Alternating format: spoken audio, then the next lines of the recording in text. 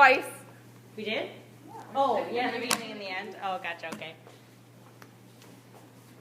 You asked me a bunch of hard questions, I'm gonna be. Yes. Wait, what are you gonna? You asked me a bunch of hard questions, I'm gonna be pissed. Maybe I shouldn't answer the door. I should just ignore her.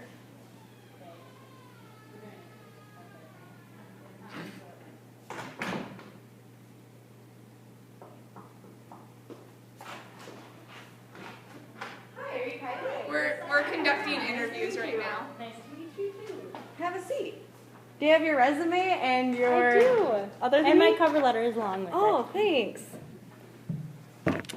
So to start off the interview, I'm just going to be asking you some questions to get to know you a little bit because our company is really looking for someone who can handle stress management and can be really personable. And also, we just want to make sure that we can compare you to other candidates and just make sure you're a good fit. Sound fair? Yes. Awesome. And with that started, tell me a little bit about yourself. Well, my name is Kylie Colbeth, as you know, and I grew up in Somerset, Wisconsin, which is close to the Twin Cities. And I came here to Green Bay about 4 years ago, and I have a major in communication with 3 emphases of electronic media, public relations, and organizational communication.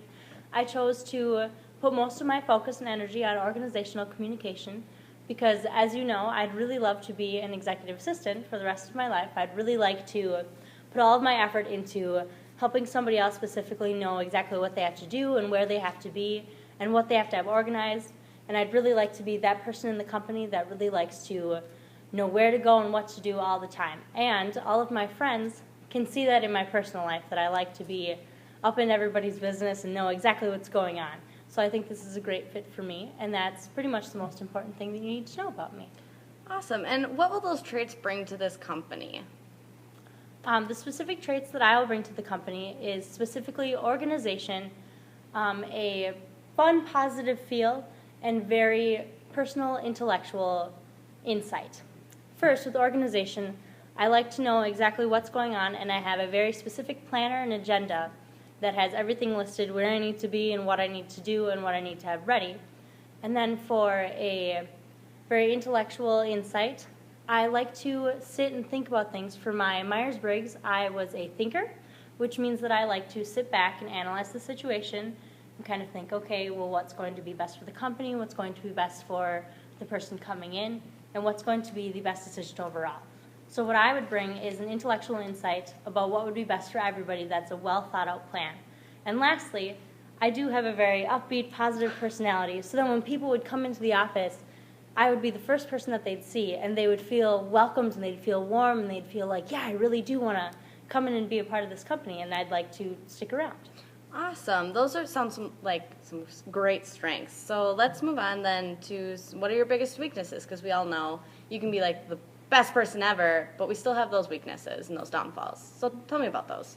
Yes, I do have 2 weaknesses that I would really like to start working on, and what I have been working on in the past. My biggest weakness is that I am a terrible speller. I've really tried hard in the last, especially year or so, that I've thought about, okay, I really want to get better about this. I really try to, when I am typing on Word, instead of just going automatically to the spell checker, I try and guess, okay, let me think about the word analytically and think about, is it an E or is it an A? And I've been trying to work on that, but spelling is just not one of my natural given gifts. My other greatest weakness is that I do tend to procrastinate. But as I told you, my counter for that is having an agenda that has exactly what I have to do, what time I have to do it. So I'm trying to time manage and not wait till the last minute to do everything. Is there ever a time that those weaknesses were challenged? Yes. Because I am a communication major, we have a lot of our presentations that are all landing in the same weeks and around the same times. So we have 5 different classes, and say 3 of them will have big presentations that are due. For these presentations, you need to do a lot of the research, you need to organize the research that you have to set up the presentation, and then you have to give the presentation.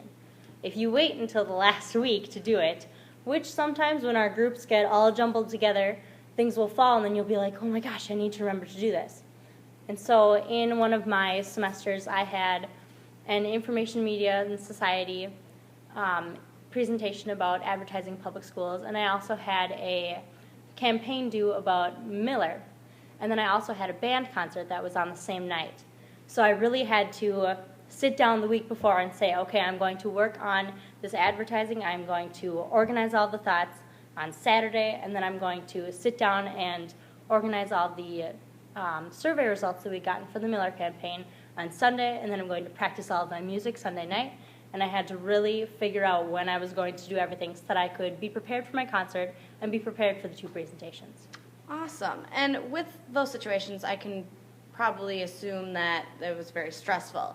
And so you probably had to take some time for yourself. Could you please tell me how you did manage that stress? I will be 100% honest. When I was working Saturday morning on one of the projects, I was talking to my boyfriend, and I just started to cry because I was like, I feel so stressed out and so ready to just be done with these projects. And then it was when he was like, all right, Kylie, you need to ask somebody else for help. If you feel like you're doing a lot of the work, you need to ask. And then I was like, all right, this is something that I know. I know that if I feel overwhelmed, I need to ask somebody else for help. So one of the things that I did was that I asked one of my group members, hey, let's get together, let's work on this, let's organize all of our points. And then he also said, well, take a break. Take a 15-minute break. Go, play piano or go do whatever you need to do to get your mind off of that so you can have a nice, rejuvenated start. And even though, he was saying all these things to me, I knew it. I knew that I needed to take that 15-minute break of just, eating a piece of chocolate cake or something so that I could give myself the rejuvenation. And I need to be open and willing to ask somebody else for help when I am feeling overwhelmed, because I like to take all of the work and just keep it all for myself, and I need to be okay with telling somebody else, hey, I really need help, can we work on this together? So how can you work on the control aspect of everything? What are some solutions to that? Some of the solutions that I've been working on this semester especially, or last semester, because this is the future. In my last couple of semesters at college, I wanted to specifically work on not feeling the need to do everything in a presentation. So for example, the Miller project, originally and initially I would have felt like I needed to have my fingers in everything that's going on, and I need to know exactly about the prototype customer and exactly how we're going to try and target our audience and do all the survey stuff. But instead I said, it's okay, I can trust my other workers, my other group members, so that they will do they will do what they're supposed to do, and they'll do it well.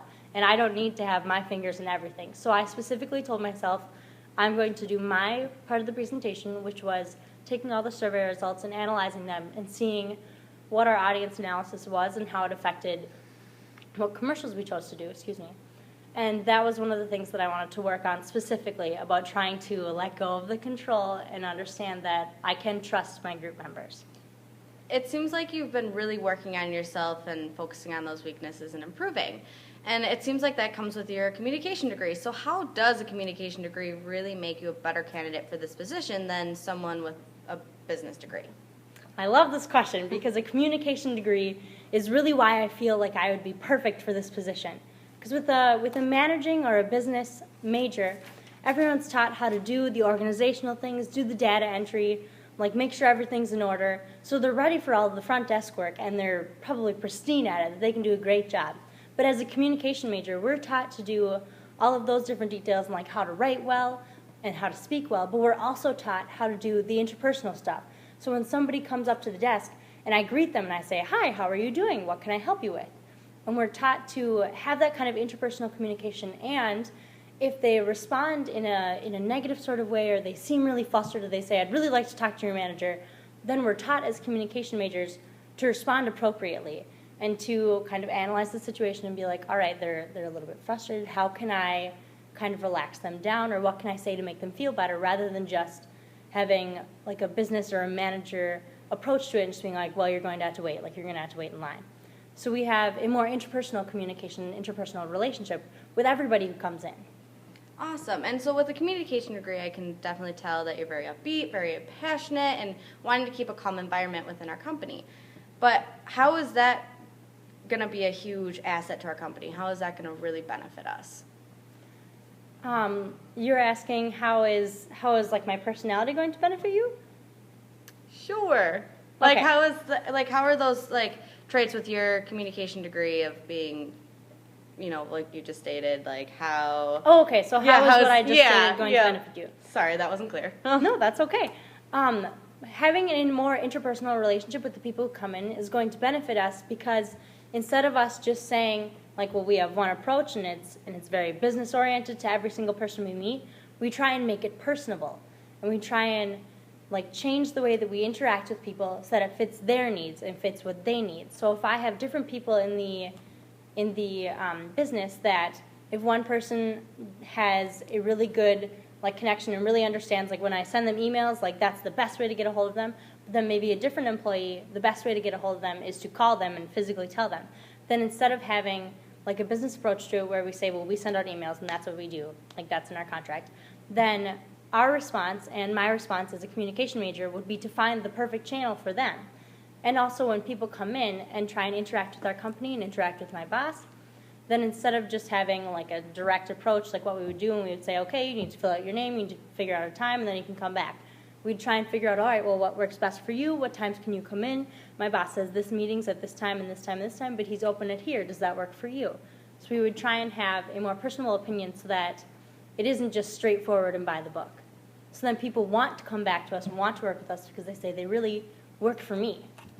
I really enjoy your passion, so because of that, I'm going to stick with your college years. What was your favorite college class? My favorite college class was my small group communication class. I believe that the two biggest reasons why I enjoyed that class was because, one, I had a really awesome professor, and two, I had a really awesome group. Excuse me. My professor was very understanding of us, and he would actually ask us, like, all right, what do you want your policy to be on phones, or what do you want your policy to be on grading? And I really appreciated that he talked with us and wanted our input and wanted us to help make the rules. And the second reason why I think I had a great time with that class was that I had a really good group. With this group, I really understood where I fit in the group, like as the problem solver, to try and, what I was saying earlier, like sit back and kind of analyze the situation. And I didn't feel like I needed to be the leader and needed to know exactly what was going on because I really trusted my group and I really understood where I fit and where they all fit. And that was actually the entire point of the class, was to find out where you fit in a group and what works best for you, and find out what other people's strengths would complement yours and what your weaknesses could kind of be improved based on how you work with the rest of your group. Would you say then, like, that would be your biggest lesson you learned in that class, or is there a different lesson that you learned? That was the biggest lesson that I have learned, and I'm still learning, as I said. A lot of times I still feel the need to control everything, but that was the biggest lesson that I learned, and I need to keep continually telling myself that I don't need to have all of the control all the time, and that as long as I find other people that work with me really well and other people that I can trust, then I can do all of the work to the best of my abilities. That's really awesome that this class really helped you improve on your strengths and you got to bring a message home and everything, but was there anything that you would have changed about the class or improved upon it? I think one of the things that I might have changed if I was the professor, but I'm glad that he didn't, was that I would have made people switch up the groups in the end. So after you figure out who you are in a group and how well you work, it would have been another extra challenge for us to have him break up the groups and say, okay, you need to be in a group with somebody you've never been with. And then it would have given us the extra challenge to be like, all right, you figured out where you fit, you figured out what you need to do, you figured out your strengths, now try them with somebody else. Sorry. No, you're okay. So that's awesome about your college career. You sound really passionate, like I said before, and really upbeat. So why did you want to become an executive assistant? I want to become an executive assistant for some of the reasons that I had mentioned to you before.